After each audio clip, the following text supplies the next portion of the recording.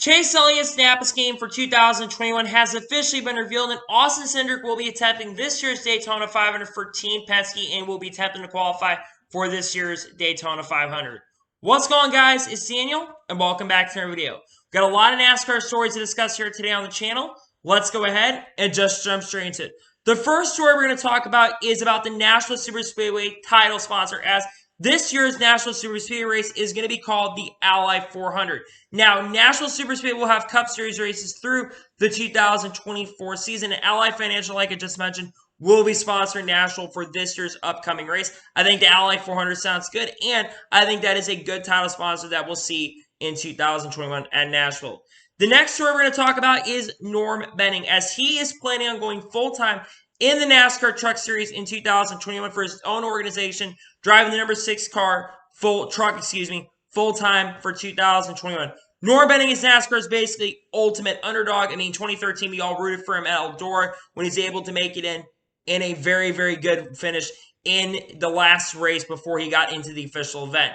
Norm Benning, it's really cool that he is continuing to run in the sport. Norm Benning has a really big cult following, and I think in 2021, Norm Benning is going to do a lot of great things, and hopefully he can make every single race. Again, I don't think he's going to run for wins. I don't think he's going to really run up front in many races, but Norm Benning is still chugging along, and he's continuing to run in NASCAR, and it's good to see that Norm Benning is trying to continue to run the sport. Now, the big thing is there is no crew chief announced at the moment. There is no consideration on who the crew chief is going to be at the moment, but Norm Benning is expected to run full-time in 2021 with his own organization.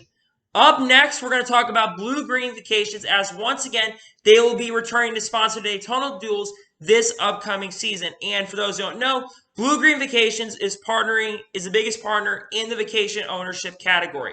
Blue Green Vacations, once again, will sponsor the Daytona Duels this upcoming season. They sponsored them last year for the Daytona Duels, and they will once again sponsor this up in a couple weeks when the season kicks off. They will sponsor the Daytona Duels later this season.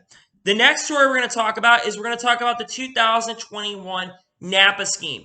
This scheme got revealed at around 4 o'clock. It was a really, really busy day yesterday, and later in the day, Chase Elliott's 2021 Napa scheme is revealed, and it is a little bit different. It's a little more blue on the car this time compared to the last car, but the car also, in my opinion, is not as good as past cars that Chase Elliott's had. I just, in general, wish that the Chase Elliott Napa scheme, it just wasn't as much white on the car. I wish it just had the blue like they had in 2017. I also kind of wish it just, went back to the 2014-2015 style and for the first couple years in the NASCAR Cup Series. I don't know why Napa has a really big hard-on for having the white on the car.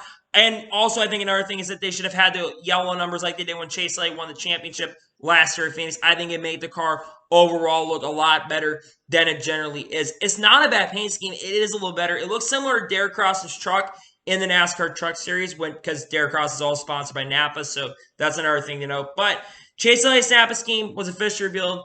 I just wish it could be better. I like it, but I just wish that scheme overall was a better paint scheme. On to the next story. We're going to talk about MBM Motorsports, as it was announced earlier today that Carl Long will once again end up using the number 49 Ford Chad Fitcham for this year's Daytona 500, and is expected to have this car and Stephen Light will share this car together, and they will end up using this 49 car in their select starts that they run. Now, according to what Carl Long said himself, he apparently had asked NASCAR about using number 13, but there apparently was no communication with NASCAR, and they were not able to get communication. They were looking at using number 13 this past year, but we now know that they're going to use the number 49. NASCAR recently has been having a big trouble with communication, because originally we thought that they were going to have the number 13, and people thought they were going to have the 49 too, but we now have confirmation they're going to use the 49 in 2021. They've used the 49 in the last couple of years. The number rings a bell. Carl Long has used that for the last couple of years in the NASCAR Cup Series, and it is really cool that Chad Fitcham will use the number 49. Also, Stephen Ladd will use that number 49 car. I think it's a really nice number, and I think we will be a really good number that we will see out on the racetrack in 2021. Up next, we're going to talk about Ryan Ellis a little bit, as he is going to be running part-time for Beecham McLeod Motorsports in the NASCAR Xfinity Series in 2021, driving the number 99 car. Now, his schedule is not 100% confirmed, but these are races that he is expected to run this year in 2021. He's planning on running both Darlington races for the NASCAR Xfinity Series, driving in Mid-Ohio, Road America, Kansas, Martinsville, and Circuit of the Americas, and he will be sponsored by Corvette Parts and Keen Parts, which is a group that works together. Ryan Ellis, I think, is a very, very talented driver. He basically not that long ago raced at a Chilblain, actually had a pretty decent run at that race this past year. I mean, Ryan Ellis, I think, is a very, very talented driver. I think that he will do a lot of great things with BJ McCall Motorsports. There's a lot of drivers that are driving for that team. We know that Stephen Parsons driving for them this year. We know that Vinnie Miller is going to be driving. And a lot of people thought that Ryan Ellis is possibly going to be driving for 32 car for Go Fast Racing because he's worked with Go Fast Racing in the past. I know that Ryan Ellis said he wants to do some cup starts this year, and it's possible that Ryan Ellis could end up driving the 32 car for Go Fast Racing. That is going to be the big question, is when is it going to be announced that the 32 car is going to run, because the schedule has not been completely announced at the moment. But I think it is really awesome that Ryan Ellis is going to be driving the number 99 car for BJ McCall Motorsports in 2021. Up next, we're going to talk about Kyle Larson a little bit, as it was teased earlier today about his Firesuit, and we're going to talk about Kyle Larson's 2021 Firesuit. Now, the Firesuit, it's very hard to kind of see the image on the screen. It is a little more blurred out than it should be, but if you can see, it is a little more blue. But if you take a look at it a little bit closer, it looks like HendrickCars.com is going to be the major sponsor that he's going to have for majority of the year. Kyle Larson is going to pretty much be unsponsored for the full 2021 season. Again, I think the Firesuit looks really cool. I think if that is what the Firesuit is going to look like, I would assume the car is going to look a little bit more bluer. I do assume that the car is going to look, though, similar to what William Byron had as faster, which really isn't that bad, but I also do think they're going to change it up just a little bit for Kyle Larson headed into 2021. But I do like this Firesuit quite a bit, and I think that Kyle Larson will do great with this Firesuit headed into 2021. Up next, we're going to talk about Corey LaJoie once again. After yesterday we talked about him in the lineup, we are going to talk about Corey LaJoie once again, as he has officially announced that Schluter Systems is going to sponsor him for 7 races in 2021. In the first race that Corey LaJoie is going to have Schluter Systems is going to be at Richmond International Speedway. Now, there's probably other sponsors that are going to be announced at a later date, but he will have Schluter Systems for 7 races in 2021. They actually have sponsored Coil LaJoie in the past. They sponsored when he was over Go Fast Racing for the last couple years, and they basically had partnered up with Coil LaJoie. It makes sense, and I overall think this car looks overall pretty good. If you want my honest and truthful opinion, I think it's actually a pretty decent car overall, and I can't wait to see this car out on the racetrack for the 7 or 8 races that we'll see this car out on the racetrack in 2021. Up next, we're going to talk about Jay Buford once again, as I actually talked about this a couple episodes ago, that Big Machine Racing, which is a team owned by Scott Morshetta and Big Machine Records, they are going to be starting a NASCAR Xfinity Series team driving the number 48 car. Now, here's something that actually was confirmed earlier this evening from Patrick Donahue, who's going to be the crew chief for Jay Buford. Jay Buford is actually not approved to race at the Daytona International Speedway for the season opener for Xfinity, and they're looking for a new driver headed into this upcoming race. Now, Buford is approved for Daytona Road Course and for the rest of the races. Now, to me, I think a lot of this is because of the fact that Jay Buford, I don't think, has any super speedway race starts in the past. He is a driver who has raced at road course tracks, so he's approved for the rest of the year. But he's never raced in ARCA. He's never raced in trucks at Daytona International Speedway. So they don't want someone who's never raced at a super speedway to possibly end up causing problems. I think that's the major reason why Jay Buford is not going to be driving at this upcoming race. I think it makes a lot of sense. The big question is who's going to end up driving this car. I think one driver that you could really think about is maybe Jeff Green, because Jeff Green has driven the number 93 car, and they are basically buying up assets from the number 93 car with RSS Racing, which guess who drove that car quite a bit this past year?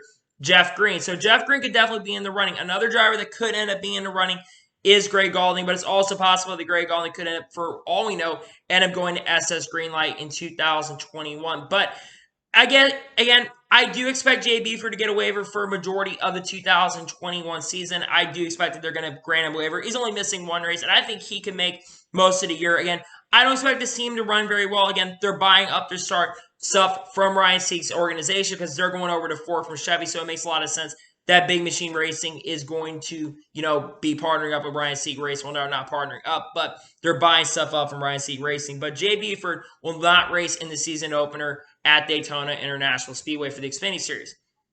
Up next, we're going to talk about number placements once again, as during Spencer Boyd's shoot, because Fox had their production day today, if you notice in the background, you guys are seeing this on the screen, you can see the next-gen car, and what do you notice?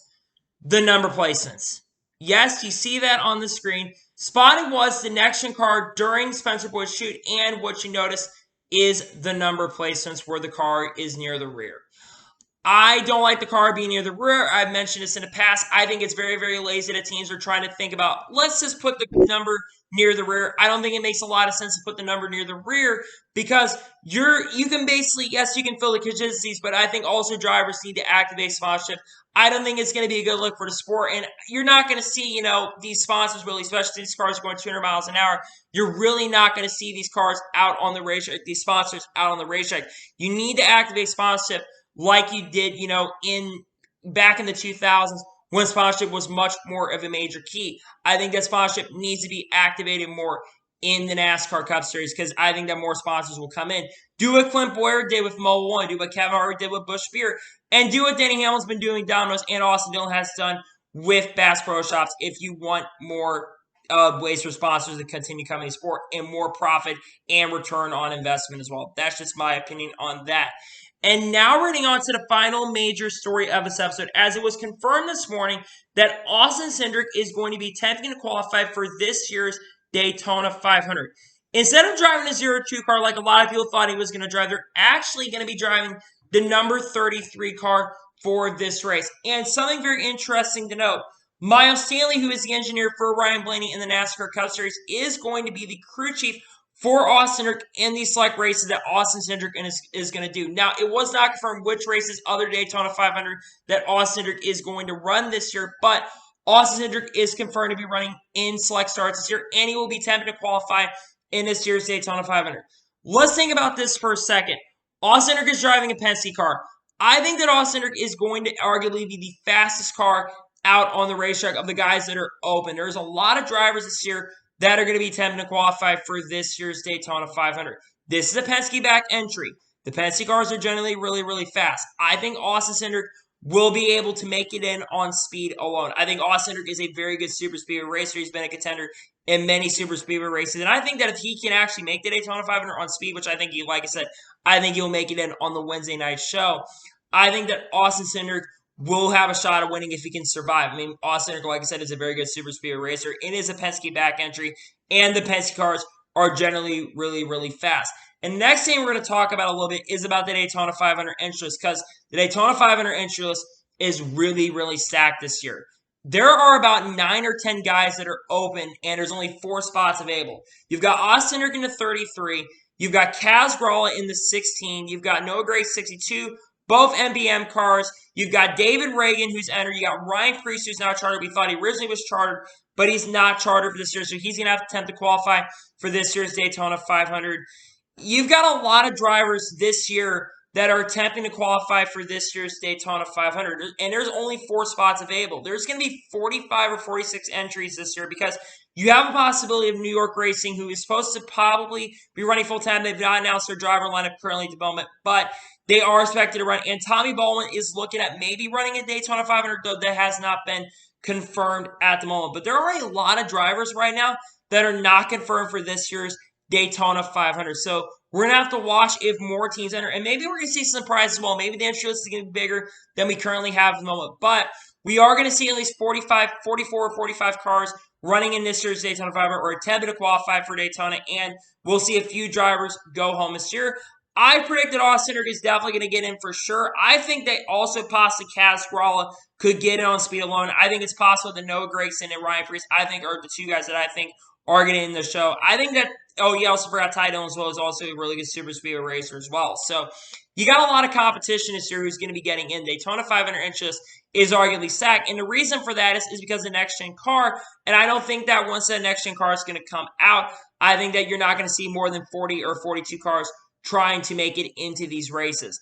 That's just my thoughts on this year's Daytona 500 entry list. So, anyway, that is going to be for today's NASCAR news video. I want to thank you guys for watching. Please like and subscribe to the channel, notifications so you can be notified when a video does go live on my channel. Follow me on Twitter, Facebook, and Instagram. Links description below for that. And comment your thoughts on today's video. What are your thoughts about this year's Daytona 500 entry list and Austin Cindric attempting to race in this year's Daytona 500? Do you think he'll make it into the show or not? Let me know in comments below. And what are your thoughts about Chase Elliott's Napa scheme? Do you think that scheme could be better, or do you like the new Napa scheme overall? Let me know in comments below. If you enjoyed today's video, make sure you like it so YouTube can recommend more of these great videos out to you guys. If you do that, I would greatly appreciate it. And follow me on Twitter, Facebook, and Instagram, and support me on Patreon as well. Links in the description below for that. Anyway, like I said, I want to thank you guys for watching today's video, and I'll see you guys next time. Take care, everybody.